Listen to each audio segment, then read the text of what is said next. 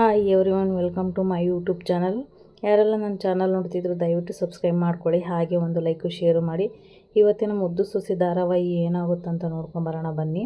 ಸಂಚಿಕೆಯ ಶುರುವಿನಲ್ಲಿ ಭದ್ರ ಅಳ್ತಾ ಕೂತಿರ್ತಾನೆ. ಅಷ್ಟರಲ್ಲಿ ಶಿವರಾಮೇಗೌಡರು ಬಂದುಬಿಟ್ಟು, ಮಗನೇ ಅಳಬೇಡ, ಸುಮ್ಮನಿರು, ಏನೂ ಆಗಲ್ಲ ಅಂದಾಗ ಭದ್ರ ಹೇಳ್ತಾರೆ, ನಾನು ಎಷ್ಟೆಲ್ಲ ಆಸೆ ಕನಸು ಇಟ್ಕೊಂಡಿದ್ದೆ. ನಮ್ಮ ಅವ್ವ ಹುಟ್ಟು ಬರ್ತಾಳೆ, ಅವಳನ್ನ ಚೆನ್ನಾಗಿ ನೋಡ್ಕೋಬೇಕು, ನನ್ನ ಮಗಳಾಗಿ ಹುಟ್ಟು ಬರ್ತಾಳಂತ ಇಷ್ಟೆಲ್ಲ ಕನಸು ಕಟ್ಟಿದ್ದೆ. ಆಮೇಲೆ ಅವಳು ಬೇಜಾರಲ್ಲಿ ಇಲ್ಲಿದ್ದಾಗೆಲ್ಲ ಕೇಳಿದೆ ನಾನು, ಯಾಕೆ ಒಂಥರ ಇದೆಯಮ್ಮಿ, ಮೊದಲಿನ ಥರ ಇಲ್ವಲ್ಲ, ನಿನ್ನ ಮುಖದಲ್ಲಿ ಕಳೆನೇ ಕಾಣ್ತಾ ಇಲ್ವಲ್ಲ, ಏನಾಯಿತು ಅಂತ ಕೇಳಿದಾಗ ಒಂದು ಮಾತಾದರೂ ಹೇಳ್ಬೋದಾಗಿತ್ತಲ್ವ ಹಿಂಗಿದೆ ಅಂತ. ಅವಾಗೂ ಹೇಳಿಲ್ಲ. ಸರಿ ಆಯಿತು ಅಂತ ಮತ್ತೆ ಅವ್ರ ಮನೆಗೆ ಹೋದಾಗ ಅಲ್ಲಿ ಅದೇ ಬಟ್ಟೆ ಗಂಟು ಸಿಕ್ಕಿತ್ತು. ಆಗ ಅವ್ರ ಅಪ್ಪ ಆಗಿರಲಿ ಹೇಳಿರಲಿಲ್ಲ, ಸರು ಆಡೋಕ್ಕೆ ಅಂತ ತೊಗೊಂಡಿದ್ದು ಅದು ಅಂತ ಹೇಳಿಬಿಟ್ರು. ಆವಾಗಲಾಗಿದ್ರು ಹೇಳಿದರೆ ನಾನು ಇಷ್ಟು ನೋವು ಪಟ್ಕೊತ ಇರಲಿಲ್ಲ ಅಪ್ಪ ಅಂತ ಹೇಳ್ತಾರೆ ಭದ್ರ. ಈ ಕಡೆ ನೋಡ್ರೆ ವಿದ್ಯಾ ಗಂಡನ ಮನೆ ಬಿಟ್ಬಿಟ್ಟು ತವ್ರ ಮನೆಗೆ ಬಂದಿರ್ತಾರೆ. ಆಗ ಅಳ್ತಾ ಬಂದು ಒಳಗಡೆ ನೋಡ್ತಾ ಹಾಗೆ ಭದ್ರವ್ರ ಫೋಟೋನ ನೋಡ್ತಾರೆ, ಒಳಗಡೆ ಬರ್ತಿದ್ದ ಹಾಗೆ. ಫೋಟೋನ ನೋಡಿದ ತಕ್ಷಣವೇ ಜೋರಾಗಿ ಅಳೋಕ್ಕೆ ಶುರು ಮಾಡ್ತಾರೆ ವಿದ್ಯಾ ಅವರು. ಏನೆಲ್ಲ ಆಗೋಯ್ತು, ನಾನು ಎಷ್ಟು ಸಲ ಹೇಳಿದೆ, ನಾನು ಹೇಳ್ತೀನಿ ಅವ್ವ ಅಪ್ಪ, ನಾನು ಹೇಳ್ತೀನಿ, ನನ್ನ ಹೊಟ್ಟೆಲಿ ಮಗು ಬೆಳೀತಾ ಇಲ್ಲ, ನಾನು ಬಸ್ರಿ ಅಲ್ಲ ಅಂತ ನಾನು ಹೇಳ್ತೀನಿ ಅಂದರೆ ನೀವೇನು ಕೇಳಿಲ್ಲ, ಏನಿಲ್ಲ. ಇಲ್ಲ, ಮುಂದುವರ್ಸ್ಕೊಂಡು ಹೋಗು, ನೋಡೋಣ, ಮುಂದಕ್ಕೆ ಹೇಳೋಣ ಅಂದ್ರಿ. ನನ್ನ ಜೀವನನೇ ಹಾಳು ಮಾಡಿಬಿಟ್ರಲ್ಲ. ನಮ್ಮ ಗೌಡ್ರು ಎಷ್ಟು ಆಸೆ ಕನಸು ಎಲ್ಲ ಮಡಗಿದ್ರು. ನಮ್ಮ ಮಾವಯ್ಯ ಎಲ್ಲರೂ ನನ್ನ ಬಗ್ಗೆ ಆಸೆ ಇಟ್ಕೊಂಡಿದ್ರು. ಅವ್ರಿಗೆಲ್ಲ ನಾನು ದ್ರೋಹ ಬಗೆದ್ಬಿಟ್ಟೆ, ಮೋಸ ಮಾಡಿಬಿಟ್ಟೆ, ನನ್ನನ್ನು ನಾನು ಕ್ಷಮಿಸ್ಕೊಳಲ್ಲ ಅಂತ ಹೇಳ್ತಾರೆ ವಿದ್ಯಾ. ಫೋಟೋನೇ ನೋಡಿ ಅಳ್ತಾನೇ ಇರ್ತಾರೆ ಒಂದೇ ಸಮನೆ. ಈ ಕಡೆ ನೋಡಿದರೆ ರತ್ನ ಅವ್ರು ಹೇಳ್ತಾರೆ, ನಾನು ಮಾಡಿದ ತಪ್ಪಿಗೆ ನನ್ನ ಮಗಳು ಮನೆಗೆ ಬಂದು ಇರೋಗೆ ಆಯಿತು, ಎಲ್ಲ ನನ್ನಿಂದನೇ ಆಗಿದ್ದು, ನಾನು ಆ ಟೈಮಲ್ಲಿ ಸುಳ್ಳು ಹೇಳಿದ್ದೆ ತಪ್ಪಾಗೋಯ್ತಲ್ಲ ಅಂತ ರತ್ನ ಅವ್ರು ಹೇಳ್ತಾರೆ. ಆಗ ಚೆಲುವ ಅವರು ಹೇಳ್ತಾರೆ, ನೀನು ಹೇಳಿದ್ಕೆ ಕಣಮ್ಮಿ ಹಿಂಗೆಲ್ಲ ಆಗಿದ್ದು, ಆ ಒಂದು ಸುಳ್ಳು ಹೇಳಿಲ್ಲ ಅಂದರೆ ನನ್ನ ಮಗಳು ಇವತ್ತು ಗೌಡ್ರ ಮನೇಲಿ ಚೆನ್ನಾಗೇ ಇರ್ತಾ ಇದ್ಲು. ಎಂಥ ಕೆಲಸ ಮಾಡಿಬಿಟ್ವಿ, ನಮ್ಮ ಮಗಳ ಜೀವನನ ನಮ್ಮ ಕೈಯಾರೆ ನಾವು ಹಾಳು ಮಾಡಿಬಿಟ್ವಲ್ಲ ಅಂತ ಚೆಲುವ ಹೇಳ್ತಾರೆ. ಈ ಕಡೆ ನೋಡ್ರಿ ವಿದ್ಯೆ ಹೇಳ್ತಾರೆ, ಅಪ್ಪಯ್ಯ ಎಷ್ಟು ಸಲ ಹೇಳಿದ್ದೀನಿ ನಾನು, ಆವಾಗಲೇ ಹೇಳ್ತೀನಿ ನಾನು ಬಸ್ರಿ ಇಲ್ಲ ಅಂತಂದರೆ ನೀವು ನನ್ನ ತುಂಬ ತಡೆ ಕೊಟ್ರಿ.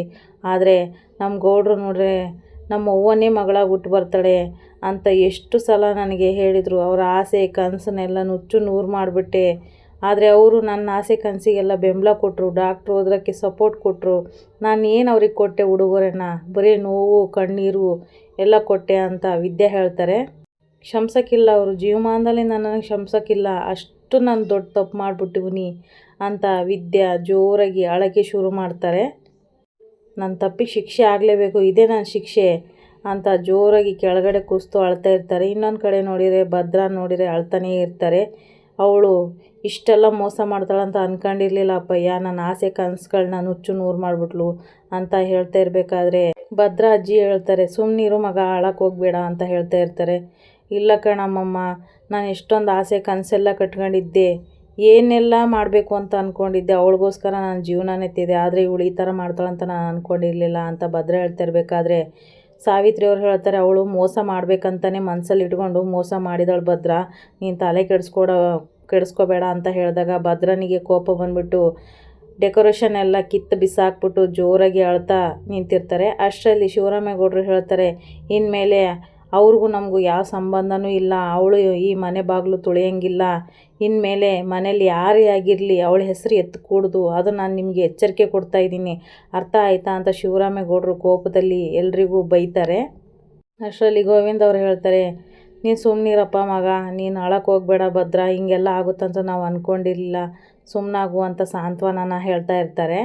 ಶಿವರಾಮೇಗೌಡರು ಹೇಳ್ತಾರೆ, ನಾವು ಅವಳನ್ನ ಎಷ್ಟೋ ನಂಬಿದ್ವಿ, ಅವಳು ಯಾವತ್ತೂ ಈ ಅಟ್ಟಿಗೆ ದ್ರೋಹ ಮಾಡೋಕ್ಕಿಲ್ಲ ಅಂತ ಅಂದ್ಕೊಂಡಿದ್ವಿ, ಆದರೆ ಈ ಥರ ಮೋಸ ಮಾಡ್ತಾಳಂತ ನಾವು ಅಂದ್ಕೊಂಡಿರಲಿಲ್ಲ ಮಗ ಭದ್ರ, ನೀನೇನು ಚಿಂತೆ ಮಾಡಬೇಡ, ಸುಮ್ಮನಾಗ್ಬಿಡು, ಬಿಟ್ಬಿಡು, ಇಷ್ಟೆಲ್ಲ ಟೆನ್ಷನ್ ತೊಗೋಬೇಡ, ನಾನು ಹೇಳ್ತಾ ಇದ್ದೀನಿ ಮಗ, ನಿನ್ನನ್ನು ಬಿಟ್ಟರೆ ನನಗೆ ಯಾರೂ ಇಲ್ಲ ಅಂತ ಭದ್ರನಿಗೆ ಸಮಾಧಾನ ಮಾಡ್ತಾ ಇರ್ತಾರೆ. ಈ ಕಡೆ ನೋಡಿದರೆ ವಿದ್ಯೆ ಬರಬಾರ್ದು ಅನ್ನೋ ಮಾತನ್ನು ಕೇಳಿಬಿಟ್ಟು ಈಶ್ವರಿಯವರು ತುಂಬ ಖುಷಿಯಾಗ್ಬಿಡ್ತಾರೆ. ಇತ್ಲಾಗ ನೋಡಿದರೆ ಸಾವಿತ್ರಿನೂ ಹಾಗೆ ವಿನಂತಿನೂ ಇನ್ಮೇಲೆ ವಿದ್ಯೆ ಮನೆಗೆ ಬರೋಂಗಿಲ್ಲ ಅಂತ ಕೇಳಿಬಿಟ್ಟು ಎಲ್ಲರೂ ಖುಷಿ ಪಡ್ತಾ ಇರ್ತಾರೆ. ಆರಾಮಾಗಿರ್ಬೋದು, ನಾವಿನ್ನು ವಿದ್ಯೆ ತಂಟೆ ಇರೋಂಗಿಲ್ಲ ಅಂತ ಮನ್ಸೊಳಗೆ ಅಂದ್ಕೊಂಡು ಸುಮ್ಮನಾಗ್ಬಿಡ್ತಾರೆ.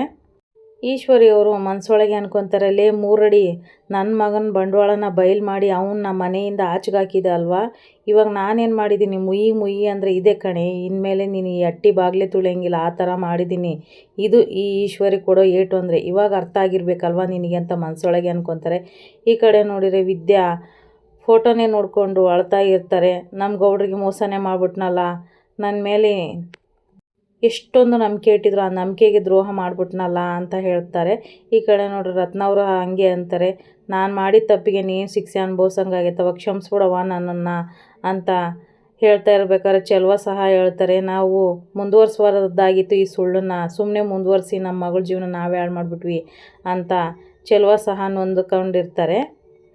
ನಾವು ಅವ್ರಿಗೆ ಮೋಸ ಮಾಡಿಬಿಟ್ಟು ದೊಡ್ಡ ತಪ್ಪು ಮಾಡಿಬಿಟ್ವಿ, ಪಾಪಿ ನಾವು ಪಾಪಿ ಅಂತ ಚೆಲುವ ಹೇಳ್ತಾ ಇರ್ತಾರೆ. ಇನ್ನೊಂದು ಕಡೆಗೆ ವಿದ್ಯಾ ನೋಡಿದರೆ ಎಲ್ಲ ನಿಮ್ಮಿಂದಲೇ ನನಗೆ ಆಗಿದ್ದು, ನಿಮ್ಮ ಕೈಯಾರೆ ನಿಮ್ಮ ಮಗಳ ಜೀವನ ಹಾಳು ಮಾಡಿಬಿಟ್ರ ಅಂತ ಅಳ್ತಾ ಕೂಸ್ತು ನೆಲಕ್ಕೆ ಬಿದ್ದುಬಿಡ್ತಾರೆ. ಇನ್ನೊಂದು ಕಡೆ ಸುಭಾಷ್ ಮನೆ ಬಿಟ್ಟು ಬಂದಿರ್ತಾರೆ. ಆವಾಗ ಗೋವಿಂದ ಫೋನ್ ಮಾಡಿಬಿಟ್ಟು ಹೇಳ್ತಾರೆ, ಮನೆಗೆ ಇಂಥ ದೊಡ್ಡ ತಪ್ಪು ಮಾಡಿದ್ದೀಯಾ, ಎಂಥ ನಂಬಿಕೆ ದ್ರೋಹ ಮಾಡಿದ್ದೀಯಾ ಮಗನೇ, ನೀನು ಯಾವತ್ತಿದ್ರೂ ಈ ಮನೆ ಬಾಗಿಲು ತುಳಿಯಂಗಿಲ್ಲ, ಇದೇ ಕೊನೆ ಚಾನ್ಸ್ ನಿನಗೆ, ಇನ್ನೊಂದು ಸಲ ಏನಾದರೂ ಫೋನ್ ಮಾಡೋದಾಗಿರಲಿ ಅಥವಾ ಮನೆಗೆ ಬರೋದಾಗಿರಲಿ ಮಾಡಿದೆ ಅಂದರೆ ನಾನು ನೆಟ್ಟಿಗಿರೋಕ್ಕಿಲ್ಲ, ನೀನು ಹೆಂಗೆ ಮನೆ ಬಿಟ್ಟು ಹೋಗಿದ್ಯೋ ಹಂಗೆ ಹೋಗ್ತಾ ಇರಬೇಕು ನೀನು ಅಂತ ಫೋನಲ್ಲಿ ಗೋವಿಂದ ಅವರು ಎಚ್ಚರಿಸ್ತಾ ಇರ್ತಾರೆ. ಅಷ್ಟರಲ್ಲಿ ಹಿಂದೆಯಿಂದ ಈಶ್ವರಿಯವರು ಬಂದು ಗೋವಿಂದ ಅವ್ರು ಮಾತಾಡೋದನ್ನು ಕೇಳಿಸ್ಕೊಳ್ತಾ ಇರ್ತಾರೆ. ಆಗ ಹೇಳ್ತಾರೆ ಈಶ್ವರಿಯವರು, ಅಲ್ಲ ರೀ, ಮಗನ ಮೇಲೆ ಸ್ವಲ್ಪನೂ ನಿಮಗೆ ಪ್ರೀತಿ ಇಲ್ವಲ್ಲ, ಏನೋ ಒಂದು ಸಣ್ಣ ತಪ್ಪು ಮಾಡಿದ್ದಾನೆ ಅದಕ್ಕೆ ಕ್ಷಮೆ ಕೊಟ್ಬಿಟ್ಟು ಅವನ್ನ ಮನೆಗೆ ಕರ್ಸ್ಕೊಬೋದಲ್ಲ, ಯಾಕೆ ಈ ಥರ ಮಾಡ್ತಾಯಿದ್ದೀರ ಅಂತ ಈಶ್ವರಿ ಕೇಳಿದಾಗ, ನೋಡಿ ಈಶ್ವರಿ, ನಿನಗೆ ಕೊನೆ ಚಾನ್ಸ್ ಕೊಡ್ತಾಯಿದ್ದೀನಿ, ಮಗ ಮಗ ಅಂತ ಅವನ ಬಗ್ಗೆ ನೀನು ಹೇಳ್ದೆ ಅಂದರೆ ನಾನು ಸರಿ ಇರೋಕ್ಕಿಲ್ಲ, ನಿನ್ನಿಂದನೇ ನಿನ್ನ ಮಗ ಹಾಳಾಗಿರೋದು, ಸುಮ್ಮನೆ ಇದ್ದರೆ ಸರಿ ಇವಾಗ, ಇಲ್ಲಾಂದರೆ ಅವನಂತೆ ನೀನು ಮನೆ ಬಿಟ್ಟು ಹೋಗಬೇಕಾಗುತ್ತೆ ಅಂತ ಗೋವಿಂದ ಅವರು ಎಚ್ಚರಿಕೆ ಕೊಡ್ತಾರೆ. ಆಗ ಈಶ್ವರಿ ಅವರು ಏನು ಮಾತಾಡದೆ ನೊಂದ್ಕೊಂಡು ಸುಮ್ಮನಾಗ್ಬಿಡ್ತಾರೆ. ಈ ಕಡೆ ನೋಡಿದರೆ ಭದ್ರಾ ಅವ್ರನ್ನ ತೋರಿಸ್ತಾರೆ. ಭದ್ರಾ ಅವರು ಈಶ್ವರಿ ಅವರು ಇವಳು ಬಸ್ರಿನೇ ಅಲ್ಲ, ಹೊಟ್ಟೆಗೆ ಬಟ್ಟೆ ಕಟ್ಕೊಂಡು ನಿಮಗೆಲ್ಲ ಮೋಸ ಮಾಡ್ತಾ ಇದ್ದಾಳೆ ಅಂತ ಹೇಳಿ ಆ ಬಟ್ಟೆ ಗಂಟನ್ನು ಕಿತ್ತು ಬಿಸಾಕಿದ್ದನ್ನು ನೆನ್ಪು ಮಾಡಿಕೊಂಡು ಸಿಟ್ಟಲ್ಲಿ ಇರ್ತಾರೆ. ಅಷ್ಟರಲ್ಲಿ ಕ್ವಾಟ್ಲೆ ಅವ್ರು ಬರ್ತಾರೆ, ಅಣ್ತಮ್ಮ ಬೇಜಾರು ಮಾಡ್ಕೊಬೇಡ, ಅತ್ತಿಗೆಮ್ಮ ಈ ಥರ ಮಾಡೋಕ್ಕೆ ಚಾನ್ಸೇ ಇಲ್ಲ, ಅವರು ಏನೋ ಒಂದು ಉದ್ದೇಶ ಇಟ್ಕೊಂಡು ಈ ಥರ ಸುಳ್ಳು ಹೇಳಿರ್ಬೋದು, ಅವರು ದೊಡ್ಡವ್ರಿಗಿರೋ ಬುದ್ಧಿ ಇಟ್ಕೊಂಡಿದ್ದಾರೆ, ಅಂಥದ್ರಲ್ಲಿ ಇಂಥ ಮೋಸ ಮಾಡ್ತಾರಂತ ನಾನು ಅಂದ್ಕೊಂಡಿಲ್ಲ, ನಂಬಕ್ಕೆ ಸಾಧ್ಯನೇ ಇಲ್ಲ, ಏನಾದರೂ ಇರ್ಬೋದಲ್ಲ ಅಂತ ಕ್ವಾಟ್ಲೆ ಹೇಳಿದಾಗ, ಲೇ ಕ್ವಾಟ್ಲೆ, ಅವಳು ವಹಿಸ್ಕೊಂಡು ನೀನು ಮಾತಾಡೋ ಹಾಗಿಲ್ಲ, ಅವಳು ಎಷ್ಟೋ ಸಲ ನನ್ನ ಹತ್ರ ಹೇಳ್ಬೋದಾಗಿತ್ತು ಬಂದುಬಿಟ್ಟು, ಸುಮಾರು ಸಲ ಚಾನ್ಸ್ ಇತ್ತು, ಆ ಟೈಮಲ್ಲಿ ನಾನು ಬಸ್ರಿ ಅಲ್ಲ, ನಮ್ಮ ಮನೇಲಿ ಸುಳ್ಳು ಹೇಳಿದಾರಂತ ಒಂದೇ ಮಾತು ಹೇಳ್ಬೋದಾಗಿತ್ತು, ಆದರೆ ಅವಳು ಮನೆಯವರಿಗೆಲ್ಲ ನಂಬಿಸಿ ಮೋಸ ಮಾಡಿದ್ದಾಳೆ, ನನಗೂ ನಂಬಿಸಿ ಮೋಸ ಮಾಡಿದ್ದಾಳೆ, ನಮ್ಮ ಅವ್ವನೇ ಮಗಳಾಗಿ ಬಿಟ್ಟು ಬರ್ತಾಳಂತ ನಾನು ಕಾಯ್ತಾ ಇದ್ದೆ, ಆದರೆ ಅವಳು ಮೋಸ ಮಾಡಿದ್ದಾಳೆ, ದೊಡ್ಡ ದ್ರೋಹ ಮಾಡಿದ್ದಾಳೆ, ಅವಳ ವಿಷಯ ನಿನ್ನ ಮನೇಲಿ ಎತ್ತಬಾರ್ದು ಅಂತ ಭದ್ರಾ ಅವ್ರು ಹೇಳ್ತಾರೆ. ಈ ಕಡೆ ನೋಡಿದರೆ ಭದ್ರಾ ಅಜ್ಜಿ ಹೇಳ್ತಾರೆ, ನಮಗೆ ಯಾಕಪ್ಪ ದೇವ್ರೆ